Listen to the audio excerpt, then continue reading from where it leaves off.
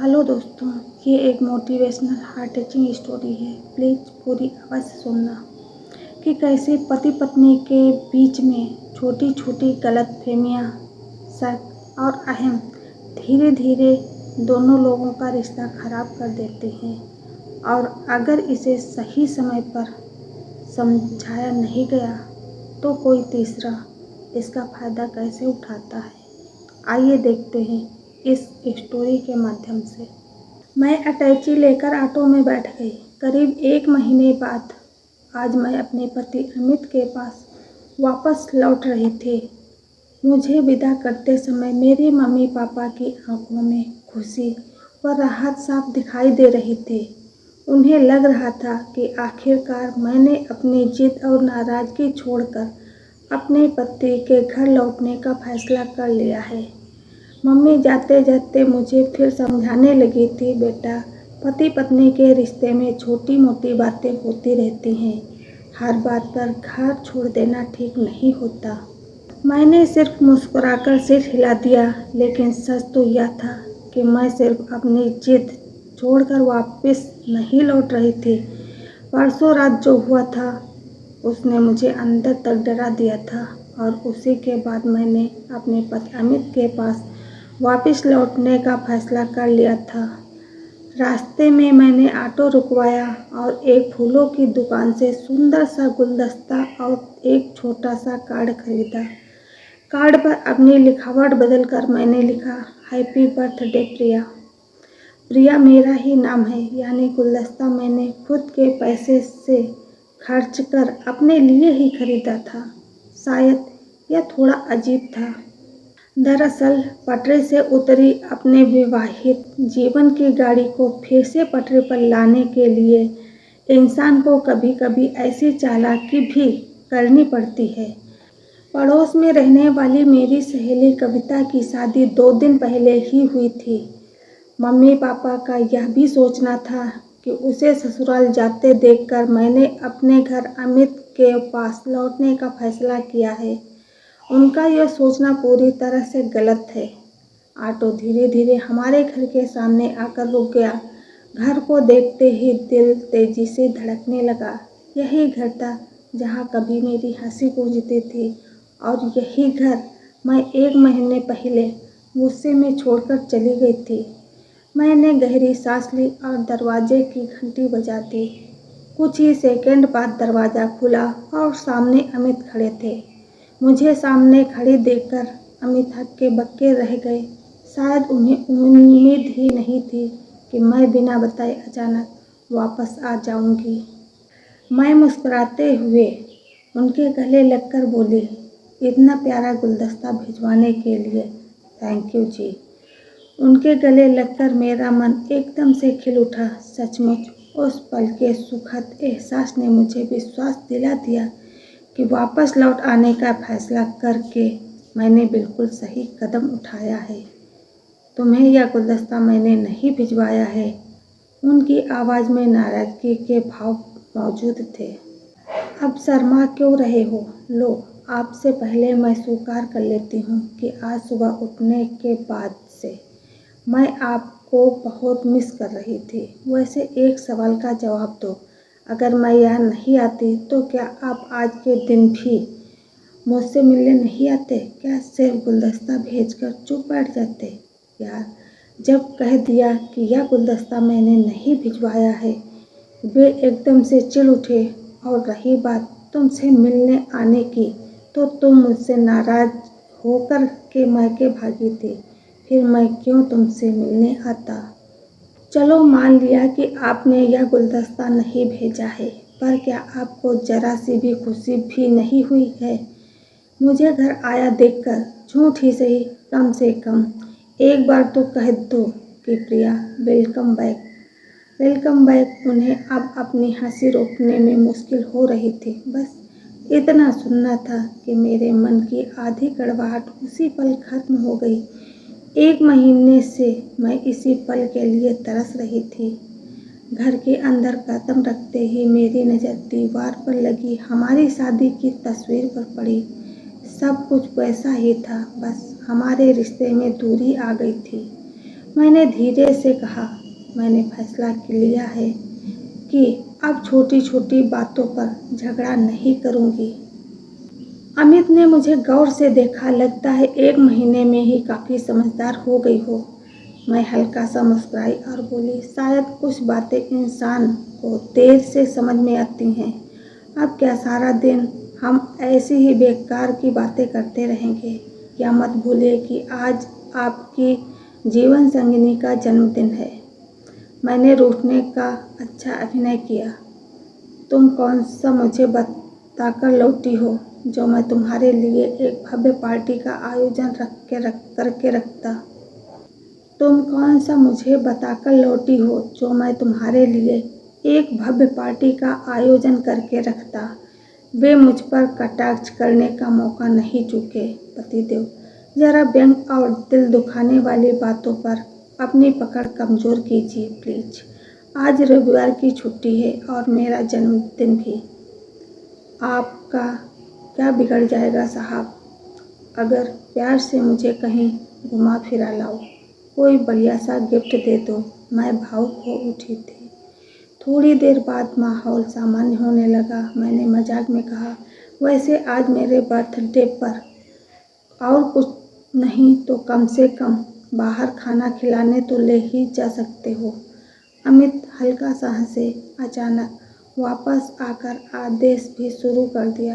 बिल्कुल, मैंने मुस्कुराकर कहा, आखिर पति हो मेरे। इस पर वे खुलकर हंस पड़े और उनकी वो हंसी सुनकर मुझे पहली बार लगा कि शायद सब कुछ फिर से ठीक हो सकता है। अमित तैयार होने चले गए और मैं कमरे में बैठी पुरानी बातों को याद करने लगी। पिछले 1 महीने में मैंने खुद को जितना अकेला महसूस किया था, शायद उतना पहले कभी नहीं किया। मायके में सब लोग मेरे आसपास थे, लेकिन फिर भी मन हर समय अमित के पास ही अटका रहता था। उनकी छोटी छोटी आदतें याद आती थीं। ऑफिस से लौटकर जोर से मुझे आवाज़ लगाना, बिना वजह छेड़ना, रात को देर तक बैठकर बातें करना। मैं गुस्से में उनसे दूर तो आ गई थी, लेकिन सच यह था कि उनसे दूर रहकर मैं खुद भी खुश नहीं थी। लेकिन उस समय मेरे मन में एक ही बात बैठ गई थी, रितु।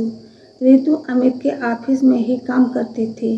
शुरुआत में मैंने कभी उस पर ध्यान नहीं दिया था, लेकिन धीरे धीरे मुझे लगने लगा कि अमित उसके साथ फ़ोन पर ज़रूरत से कुछ ज़्यादा ही समय बिताने लगे हैं।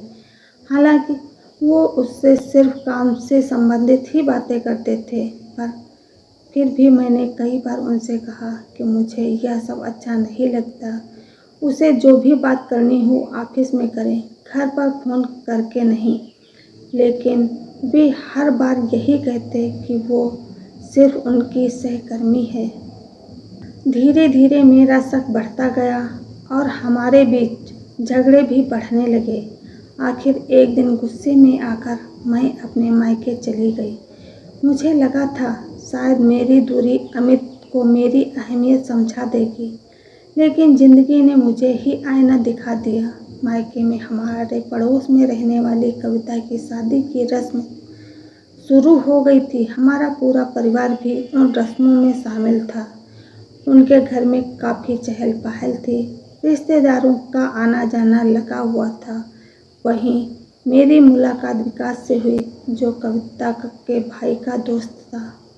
शुरुआत में वो सामान्य बातें करता था, लेकिन धीरे धीरे उसने मुझसे ज़रूरत से ज़्यादा दिलचस्पी दिखानी शुरू कर दी। वो मेरी तारीफ़ करता, मेरी उदासी को समझने की कोशिश करता और मुझे महसूस कराने लगा कि वो मेरी परवाह करता है। शायद उस समय मेरा मन बहुत कमज़ोर था। पति से दूरी और रिश्ते की कड़वाहट ने मुझे अंदर से भावुक बना दिया था। मुझे एहसास ही नहीं हुआ कि कोई धीरे धीरे मेरी कमज़ोरी को समझ रहा है। फिर वो रात आई जिसने मेरी सोच ही बदल दी।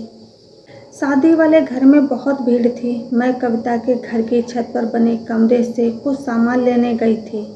तभी पीछे से विकास भी वहां आ पहुंचा। उसकी आंखों में जो भाव थे, उन्हें देखकर मैं घबरा गई। उस पल पहली बार मुझे एहसास हुआ कि मेरी चुप्पी और कमज़ोरी को उसने गलत समझ लिया है। उसने मुझे कमरे में रोकने की बहुत कोशिश की, लेकिन मैं तुरंत ही वहाँ से बाहर आई। उस रात घर आकर मैं बहुत देर तक रोती रही। उस रात पहली बार मुझे डर अपने रिश्ते के टूटने का नहीं, बल्कि खुद के भटक जाने का लगा था। मुझे एहसास हुआ कि जब इंसान भावनात्मक रूप से कमज़ोर होता है, तब उसे गलत रास्ते पर ले जाने वाले लोग बहुत आसानी से मिल जाते हैं।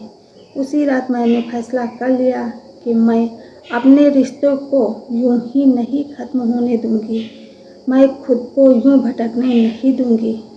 अमित की आवाज़ सुनकर मेरी सोच टूटी। वे तैयार होकर सामने खड़े थे। चले मैडम। मैं मुस्कुराकर उनके साथ बाहर आ गई। रास्ते भर हम हल्की फुल्की बातें करते रहे। 1 महीने की दूरी के बाद भी हमारे बीच अपनापन पूरी तरह खत्म नहीं हुआ था।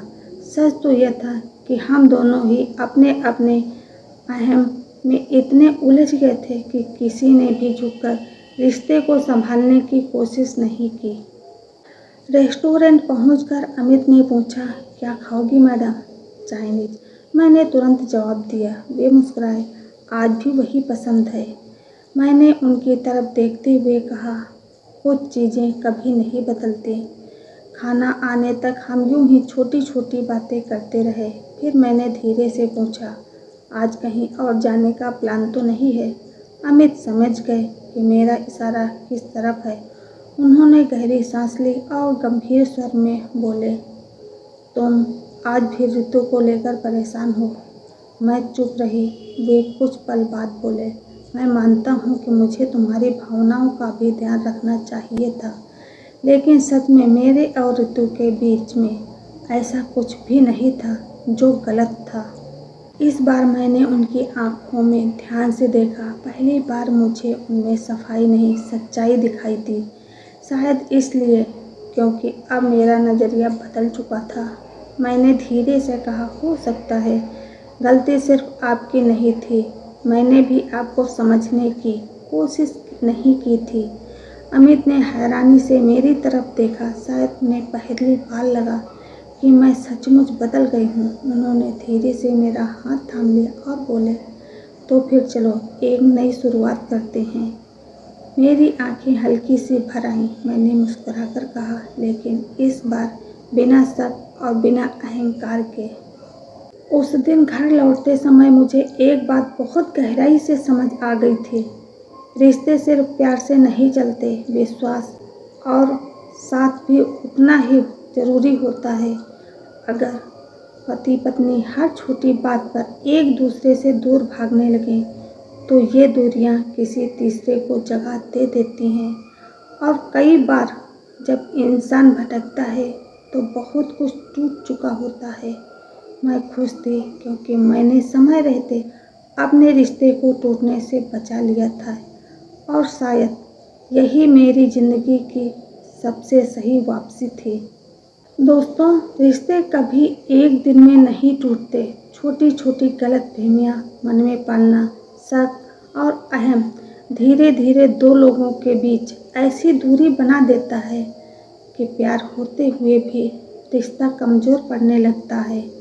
लेकिन कई बार ज़िंदगी हमें सही समय पर ऐसा सबक दे देती है जो हमें अपने रिश्तों की असली कीमत समझा देता है। तो दोस्तों, आपको हमारी यह कहानी कैसी लगी? कमेंट करके ज़रूर बताइए। राधे राधे।